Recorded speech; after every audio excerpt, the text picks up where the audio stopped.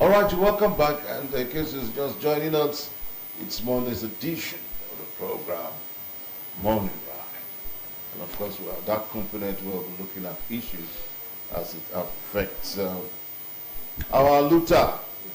Because Luther, they say, is continual, whether you're still in the process or you're out of the process. And so we're going to be looking at a very major topic today, the role of activism in nation building. And of course, it's a special reflection 20 years after.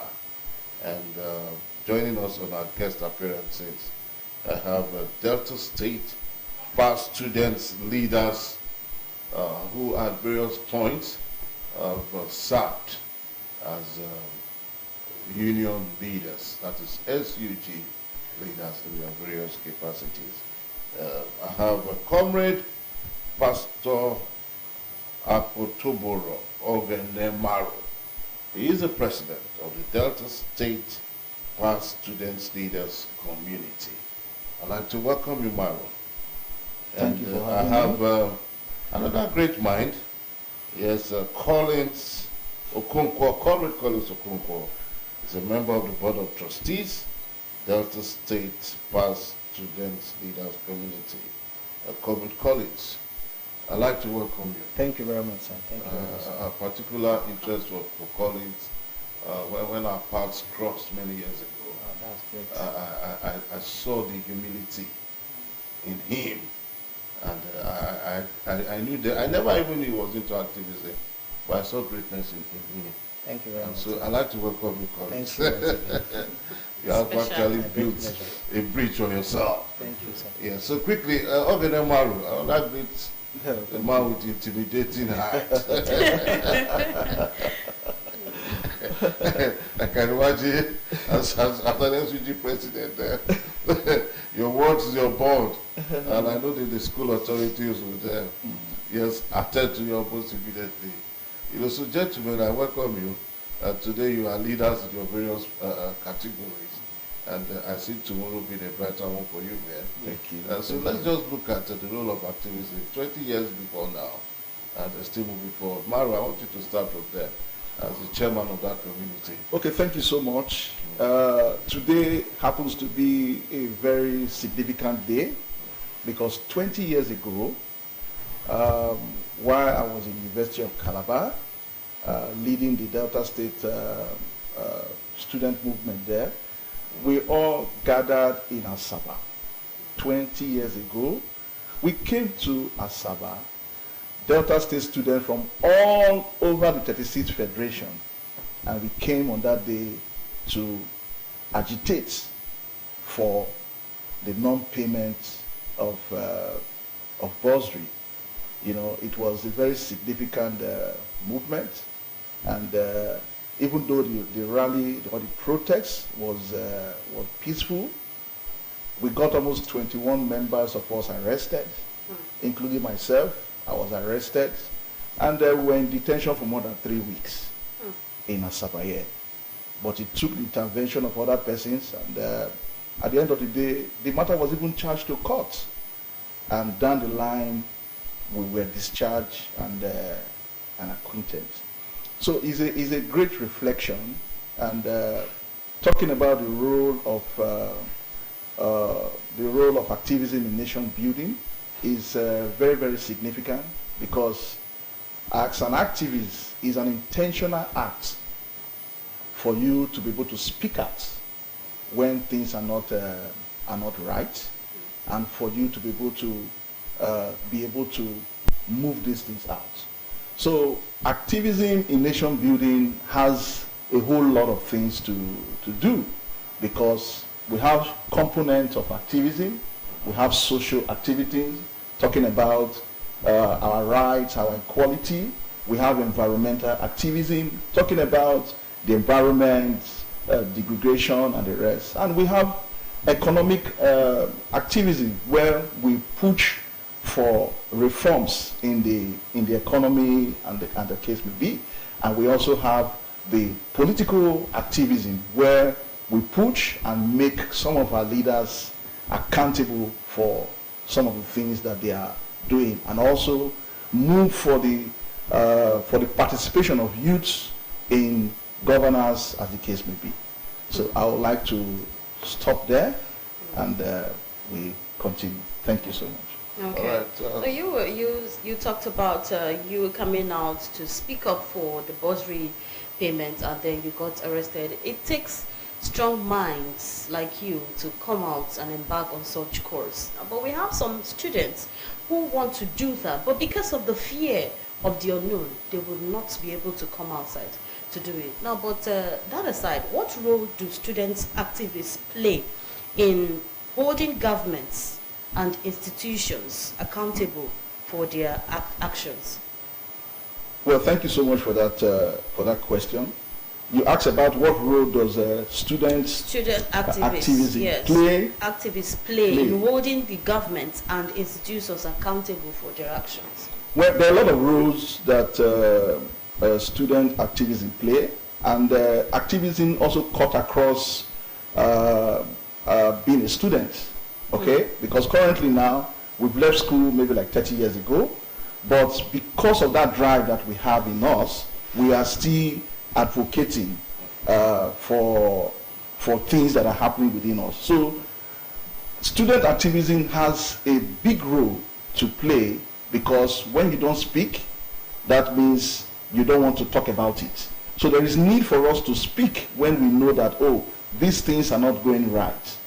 Even those who are in school and they are into activism, they have a role to play in the formation of our country, Nigeria, and whatever state that we belong. So student activism has a greater role to play. One, you must speak, and also, apart from speaking, you need to engage in those kind of discussion to say, oh, this government is not doing well, these are things that are right as students, and we need to get it at the end of the day. So there is need for us to speak, and after speaking, there are other ways that we can also be able to advocate for that. And one of the major ways that students normally advocate for their action is going on a protest. You know, but we're trying to see how this initiative can transit without going for protest, because protest as well. Because protest has cost the death of so many young intellectuals who would have been great men and women in Nigeria and the world at large. Okay, yeah, so quickly, I want Comrade Collins now to respond, because he's still looking very youthful. 20 years down the line, and what we are currently experiencing from the political perspective, because he talked about, I know Maro spoke to the issue of political activism. What is the disparity between when you were on the Aluta and what you are currently facing moving forward? Well, thank you very much again for bringing us on board to speak on critical issues like this. For me, not until this very minute, it dawned on me that just 20 years ago, of today, we were just in the street of Asaba, engaging with the government of Delta State then on issues that borders on the welfare of Delta State students as of then. And now, 20 years after, we are here to have a reflection of our contribution, commitments, and role in shaping who we are today and contributing to the development of our society today vis-a-vis as termed activism. Now, let me first of all say a few things here before I respond to the question. The genuine student engagement is not described as protests. What we do is demonstration, civil demonstration. When protests charlatans can engage in protests, it's undefined objective. But when we say civil demonstration, we are demonstrating, for instance, in quotes, against the increment in school fees in our tertiary institution. We are demonstrating, for instance, in quotes, for non payment of bursary on a stipulated time as stated by the government of any kind. So we don't engage in protests, we engage more in civil demonstration. Then, however, let me also state clear here that any activism today without a clear objective is described as infantile disorderliness. Because for you to be an activist, something must spur your intention to agitate for a particular thing. We must agree with us today that activism today has shaped the democracy of our today's government. Whether you like it or not, majority of our people today who are the helms of affairs today, including the president of Nigeria, President Bola Ahmed Tinubu, even if he wasn't a student unionist in his days, but at least in the struggle of the pro-democracy, the NADECO movement then, he was an active voice there. So because of his tendencies and because of his understanding about the civil society engagement, you can see how he cuts across his policies and engaging people politically here and there today. But however, what I'm trying to say today reflects on who we are as a people 20 years after. Now, it is important for us to know that today's government, is a reflection of the agitation of the people and the agitation of the young people in the past. The only governor, I say clearly, who I would say that actually understands the dynamics of the student activism with respect and kudos to him is the former governor, His Excellency Dr. Emmanuel Ewota Aduaga. Because why I said that, it was under his time there was more of student agitation, student activism, and student demonstration. So because of his knowledge as a former secretary to the state government then, when he came on board, he brought the student to the table. All his administration, all his administrative leadership on student policy, student welfareism was done on the table of dialogue. I can also say activism, like I remember, I was just trying to reflect.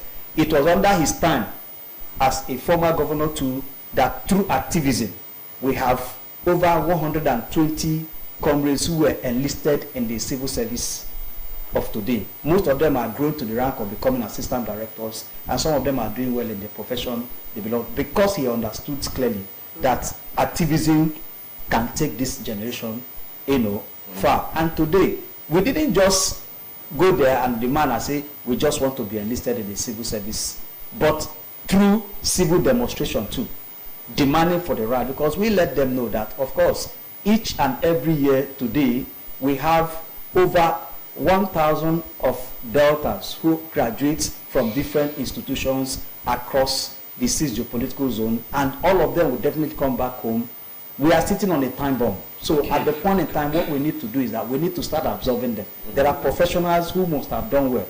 We need to absorb. And the man also saw clearly that if we did not absorb them, then what is the reality of saying that we are the future leader of today and hopeful of tomorrow? So we need to start reflecting that leadership. Through activism, comrades we absorb in the system. So I don't know if that answered the question. Yes, it clearly gave me a clue to what I want to ask by my next question. Okay. I'll allow Lilibet to ask it. But Right, I want so to ask you quickly. We've seen a few other administrations also have offices for senior special assistants on student affairs. That also tells you that they also have a distinct ear. Are you on the same page with me as well? Yes, but I would beg to differ a bit too on that. So now, let me also state clearly, it was through activism too. Those offices were created. Now let's take our mind back to the issue of April 2003, during the crisis in PTI. Then it was under the leadership of the former governor of Delta State, His Excellency Governor Chief James Onanefe Ibori, when there was crisis in PTI that led to the death of one of our Nadesu comrades, Charles Afigo. It was after then the governor realized that there was no intermediary between the student leadership and the office of the governor. So there was need to create an office. Then it was, as government evolved, they started upgrading the office. Then it was PA to the governor. Our comrade also, who is currently the commissioner for road and highway, is it road and highway? Yes. Ruben Izezi, who was one time former House of Assembly member, representing Wheeling South Constituency, was one of us who became the PA to the governor on students. We also have Comrade Mike Akpobiri. Comrade Mike Akpobiri was one time to the executive secretary of Vocational and Technical, who is also special assistant to the chairman of NDDC today, was also a PA to the governor on student matters. So those were the people that actually brought, we have had many of them, that brought the view of the student community to the attention of the governor. And time to time, as governments evolved from one space to the other, they started upgrading it from PA to SA, from SA to SSA, and to EA, which we have today. So activism brought us to that point too. Okay. So we know that activism is not an easy movement, yeah? So what are some challenges that students, activists may face, and how can they overcome those challenges? Wow, this is broad. And why it's very why broad. I'm saying it's broad is that I'm a product of complete student activism. I served to, apart from the fact that I also served in Nadestu, I was also one time the NANS National Secretary. Okay. And some of the challenges we face is that for you first to be a student unionist, you must be intellectually sound. Intellectually sound to the point that you must be up and doing with your academic responsibility. You must also understand your academic programs, because you know why sometimes there could be reasons where student activism could take you off the campus and you did not attend class. Most of these classes, sometimes you need to read ahead of time, so that in the case you come back to class and you find out that your lecturer is giving quiz or test or whatever, you should be able, because sometimes too, the lecturer may not like you. Exactly.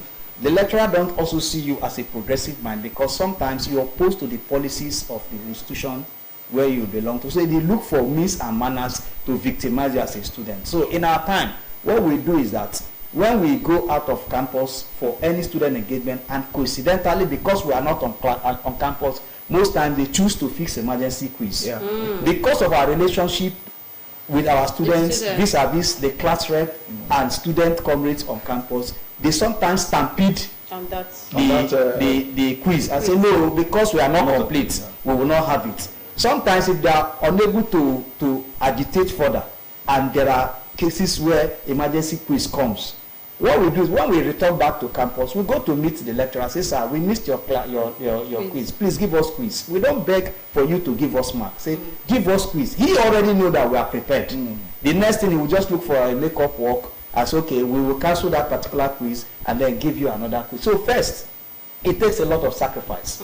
Because when students are reading on campus, students are attending classes, you are busy engaging with government, you are busy engaging with management. For instance, if there are proposed increment in school fees, as a student union leader, I also serve as a student union PRO in my school then. As a student union leader, while others are on campus in the class, you are busy engaging with the student affairs, you are busy engaging with the authority. So it takes a lot of sacrifice. And most cases, not like the current day activism where monies can exchange here and there. We contribute to support our struggle. Like for instance, there is a case in Delsu and we need to intervene in Delsu.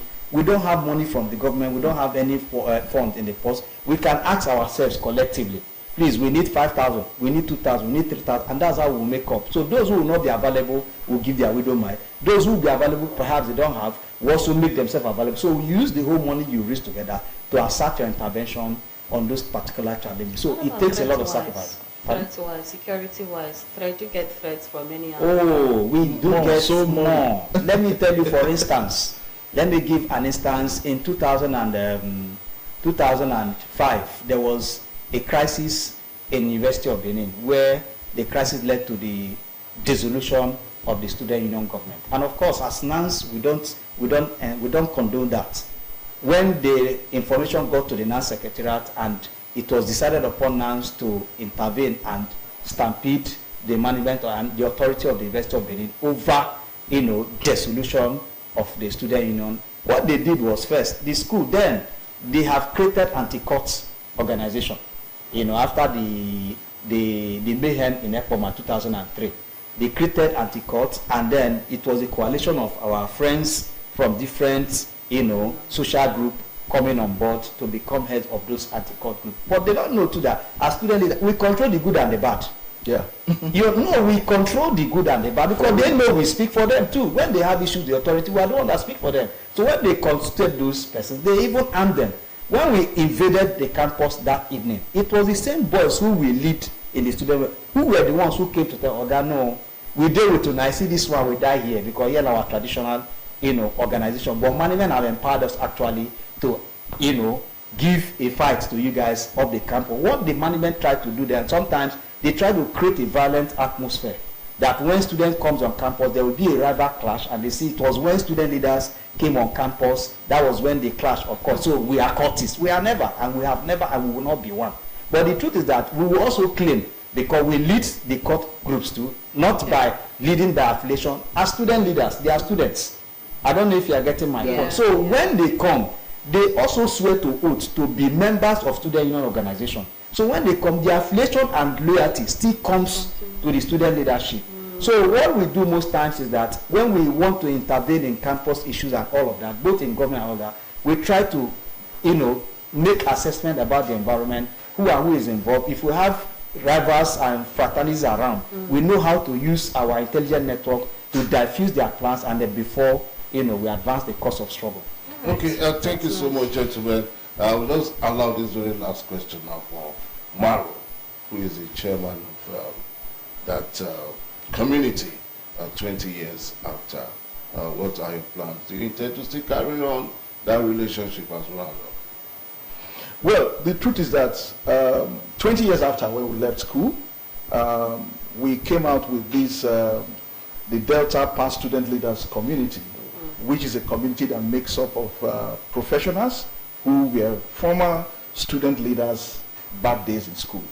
So we're trying as much as possible to see how we can have a redefinition and a reorientation by also, yes, in leadership, and also going back to the school to be able to mentor those who are in school from some of the experience that we got while we were in school, and how we can mentor them on things and how they can function very well. Then also, despite the fact that we've left school, we still have this platform where we make our contribution to the states, politically, socially, and otherwise.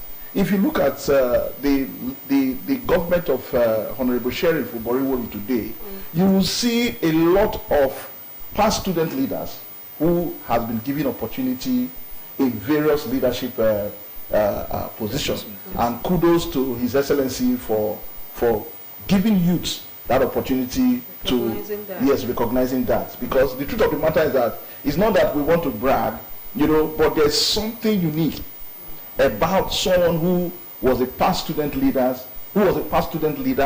and these things has also helped him in his ways of life, politically, socially, and it has shaping them very well. So this is something that we are doing, and we are trying as much as possible to see how we can still bring value to the states in our different areas of endeavors and all right. Sorry, just a minute, sir. Okay. Just a minute, sir. Let me also use this opportunity to thank His Excellency, the Governor of Delta State, Right Honorable Sheriff Oboriwori, for one particular reason. The late NANS President, 1998-99 NANS President, late Comrade Moses Osakede, who was the former president of NANS from Ambrosali University at Moma, who died on his way to Makurdi in the course of reinstating 199 students that was expelled by the management of University of Agriculture, Makurdi. I know then the governor of Delta State is also, the present governor of Delta, used to be a good friend of the NANS, the student community in Ekpoma. And the president of NANS as of then, late Moses Osakede, was his friend. And I also want to thank him because after 25 years or 26 years of his anniversary, the governor contributed largely to ensure that a befitting house was built in the honor of late Moses Osakede, which was donated to the family of late Moses Osakede today. Wow. So that shows that the governor is also a friend of the student community and has the passion of the student. And then thanking him too, because it was in his time too, they elevated the SA and PAs of students to executive assistants, to the governor on student, which is also within the cadre of a commissioner designate in the state administration. So we are getting there, and we know that with time we'll get there by the grace of God. Amen. Yeah. So I would like to wish you all the best. Yeah. Sincerely, from my own angle, because like I told you when we were starting, our paths crossed, and I saw the humility in you. Thank you so And much. I wish you all the best. The chairman. Thank you so much. Okay, So let me also use the opportunity to also celebrate all the heroes and heroines of Nadestu, NAS, and who took part 20 years ago in that process that we call the Asaba Declaration in 2005. So God bless you all, and we'll continue to keep that spirit alive. Amen. And that unity we had 20 years ago, if we put that unity together, we'll move Delta State and Nigeria forward. Thank you. Okay, thank you so much, gentlemen. We just left our discussion within the students' purview. But I do hope again I would invite you so that we'll look at the bigger politics. Sure. Yeah. And talk programs. We are available at your call. All right, we'll take a break, and when we come back, we'll be talking to Majuko Biago, the man who will be looking at what the driver's license is all about from the Federal Road Safety Car. Stay with us, we'll be right back. Thank you.